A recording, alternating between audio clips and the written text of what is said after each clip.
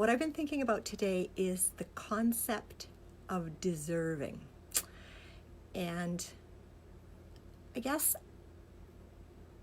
to me, the whole word deserving sounds like someone's making a judgment, being judgmental. And so I looked up the definition of the concept of deserving. This is what I found.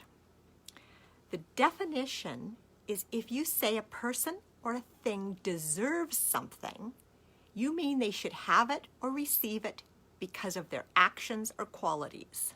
Hi, Linda. Hi, Danielle. Thank you. So to me then, if I'm saying that you should have it because of an action, that means it's judgmental on my part. And I guess that's a really uncomfortable kind of a feeling to me. So then who judges? Who decides? And does that mean, does anyone deserve anything? I don't know. The whole concept just is a struggle, because often we think about starting a new idea or starting something new, and a new lifestyle and a new business, a new opportunity, but then we don't follow through. And so why don't we step into action? Well, oh, hi, Shelley. So why don't we step into action? And often we don't step into action because what will the world think? What do my friends think? What are other people going to think? Well, does it matter what they think? But it does matter to us. We're taught at a young age that it matters what other people think. It matters how we look. It matters what we do. And we have to be good enough. We have to be smart enough or strong enough, or that somehow we have to be enough. And it's like, who says we have to be enough? Who decided that? So then you think, well, no, I'm past that. I don't believe that I'm based on what other people think. I don't believe that I have to conform. And if that's true, that is really, really good.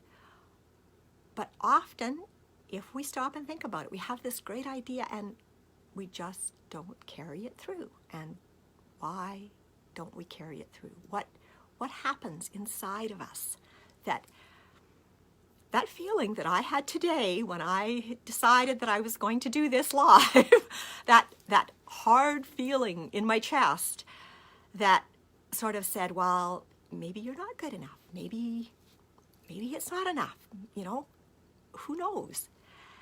So what are the major limiting beliefs, and where do they come from? And it seems like all these biggies are part of an insecurity. Oh, hi, Shannon. Thank you so much.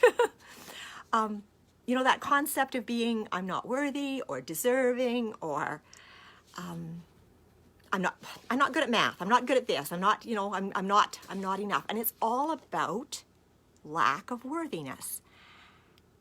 And I need to know, and you need to know, that you are worthy. You are deserving of whatever it is you want. And you wouldn't be here on earth if you weren't worthy of everything earth has to offer. Joy, happiness, love, freedom, health, abundance. You are worthy of every single piece of it. And the limiting belief goes on to tell us, well, no one wants to hear what I have to say. Well, I did that to me this morning. Let me tell you, that was my story. Nobody wants to hear this. Nobody needs to hear this. Everybody's got this. It's like, no, I know they don't have this. And that feeling that I'm not special, I don't have anything to offer, everybody knows what I know. But the reality is that no matter what you know, whatever your experience is, there's value in who you are because you see the earth through your own eyes. Whatever you're seeing is unique to you, and it's special to you, and it's valuable. And other people can learn from what you see. If it's as simple as broadening their perspective, we all benefit from seeing the world with new eyes, with a wider perspective. Another one of them is, I'm not enough. The limiting belief is all of those words when people say I'm not good enough or smart enough or capable enough or young enough or pretty enough or tall enough or short enough or whatever the enough is. And again, it's all about our insecurities. And it's a major limitation because we don't think we're enough, then we're not happy with who we are today. We don't forgive ourselves for any of our flaws. We strive to be more perfect, and then we fall short. That vicious cycle destroys our self-esteem and keeps us feeling unhappy. And then we get into a mindset that, well, I need other people's approval before I make these big life changes. You know, before I do this, I need to know that it's okay. I need to ask A, B, C, and D. You know, I don't want to be judged or criticized. I just want to be loved and accepted. And if that's a familiar thing for you, again, it's part of insecurity. It's part of one big bundle of a limiting belief. And then there's that whole concept of, I'm not like that. So that belief sort of goes like, I can't do this because I'm like this, or I've never been good at that. I've never been good with my hands. I've never been good with words. I've never found it easy to talk.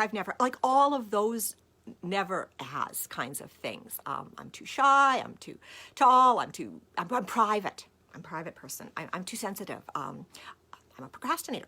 All those things which are limiting mindsets. We close ourselves into a box when we do that. We don't allow ourselves to think of the things that we could be.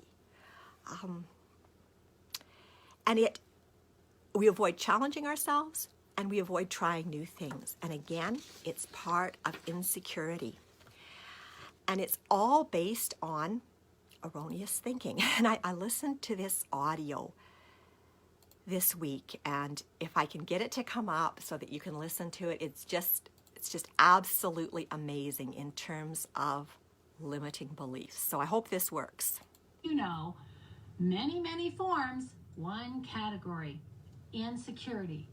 And it's all based on one thought, one erroneous thought, and one thought only. And that thought is this: I have to deserve my stuff. When I say the word deserve in that context, I mean earn it, be worthy of it, as in the concept of deservingness. Well, I am happy to tell you that there's no such thing as deservingness in universal law. You get what you are vibrating about, period. End of discussion. If you can feel it like you have it already, you'll get it. And you know what's amazing? The evidence is everywhere. In fact, there's no evidence that there's ever been a thought of deservingness. There's no evidence that anybody ever has deserved anything. Why, do you know any person on the face of the planet who has been absolutely perfect all of the time? They've never sassed their parents. They've never told a lie. They've never done anything quote unquote wrong. Well, of course not. In fact, you yourself are probably familiar with many really wealthy people who probably are lousy human beings. You know, they're mean and nasty, but they're still rich. What does that imply to us? There's no such thing as deservingness. Also, another example of the fact that there's no such thing as deservingness, and you don't have to be good enough, you don't have to be smart enough or pretty enough, you only have to feel it like you have it already and say thank you, is this. There are many famous people in Hollywood that many people would say can't sing, can't dance very well, and can't act. But they're still rich and famous. They got what they chose. So if we think about that, and that whole thing just amazed me, but of course it made me think of the leaders of our countries, ours, the neighbors, politicians, many of them, many leaders. And are they worthy? Do they deserve? Who decides? But they still are able to receive what they choose. They're still able to come to that vibration. So what can you do to change or release those limiting beliefs? So, step one, accept that they're based on childhood learnings, childhood conditionings. They're wired into your brain, but they're not who you are now. They just appear to be true because you've lived with them for so long. But they're not who you are, and they're not your beliefs. They're beliefs that you integrated into your mind when you were younger. And then the second step is just awareness. Bring awareness. What are they? When do they creep in? How do they affect what you're feeling? Pay attention to any story that replays. So if you're about to do something, when do you have that feeling? How do you feel if somebody makes a comment, or if you feel stressed? What are the moments? And do something like keep a journal. Keep track of the thoughts.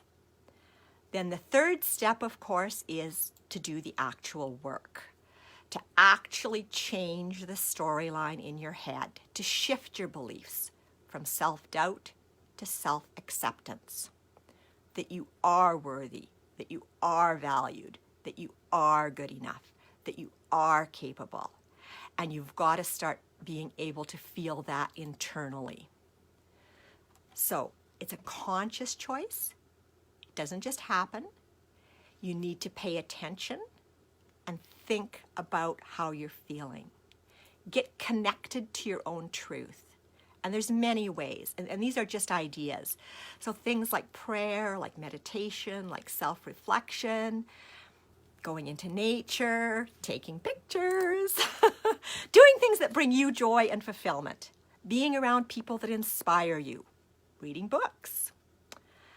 Remember to practice self-respect, and think about the language that you use to describe yourself. Pay attention to how you talk about yourself. Pay attention to the words and the tone. And be gentle, be kind, be loving, be encouraging. Yes, Amy, think about what you think about. So, so important. And take action. Do something. Do things that make a difference for you.